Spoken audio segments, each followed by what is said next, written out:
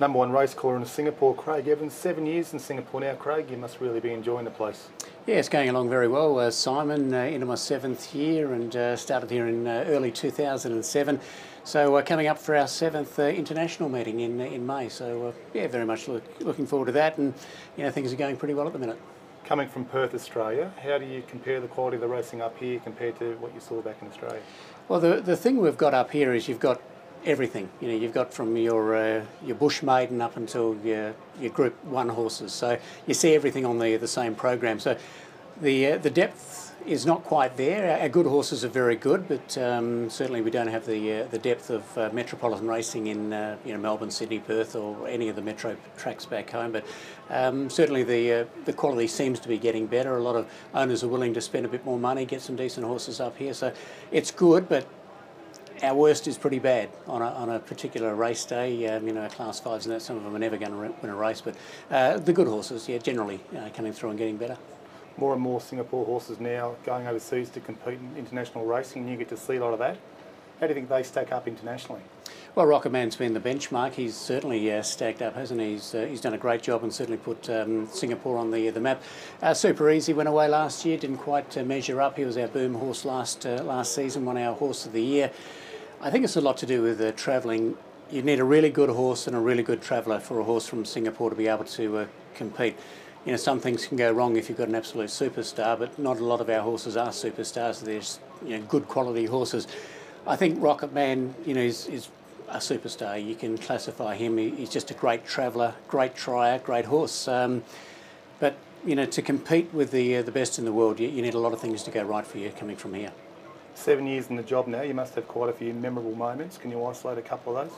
Well, a lot of them are the most recent ones, I guess. Rocket Man's been the highlight. I've called him for a lot of his latter part of his career, and winning the Chris Flyer a few years ago, that was certainly a highlight. But we've seen so many good horses come through and win. River Jetez when it won the International Cup a few years ago, that was a memorable performance. Addo winning the Chris Flyer last year. It's always good to see our local horses do well in the big races, because we really don't get the opportunity. Our local horses don't compete in the Cup per se, the Singapore Airlines International Cup, but when they do win the sprint, it's always good to see.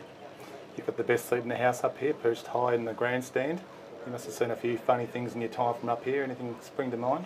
Not a lot in racing. A lot of the funny things aren't particularly funny until you look back later on. We had one towards the end of last year. Stephen Baster was actually riding a horse and it was going to win, and it knuckled over and shot at a bird that was flying across, and birds fly across all the time and most horses don't even look at it, and he was over its neck and it got beat, and looking back, that was funny and quite a good effort for him to stay on, but at the time it's not all that funny for punters who have done their money. You might have got caught yourself in a lift one time and missed calling the races too, I believe. No, that wasn't me actually, that was my colleague Matt. It was one of those unlucky things. We've always got two callers here in Singapore, myself and Matt Jones, so if someone's sick or gets caught in the lift per se, you can rely on the other guy. But I was in Dubai at the time last year covering Rocket Man and our horses over there, and yeah, we had a lot of renovations going on here, and it was the first night that the new lift was in operation, but unfortunately it was not quite ready, obviously, because Matt was in there for about 3 or 4 races. We're fast approaching the biggest week on the Singapore calendar, International Week.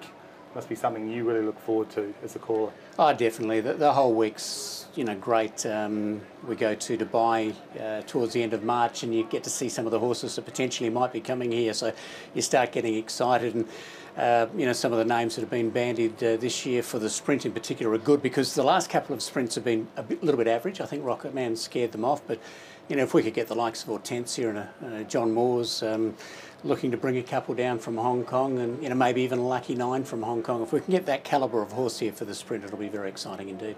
And looking ahead, a couple of horses that we might be able to keep an eye out for in the weeks moving forward. Well, potentially the best horse in Singapore is a filly by the name of Better Life, who came out and won the Gold Cup last year, and it's a genuine good horse. And Takioka, the trainer, whether he'd travel it I'm not sure, but potentially you could see that horse travel.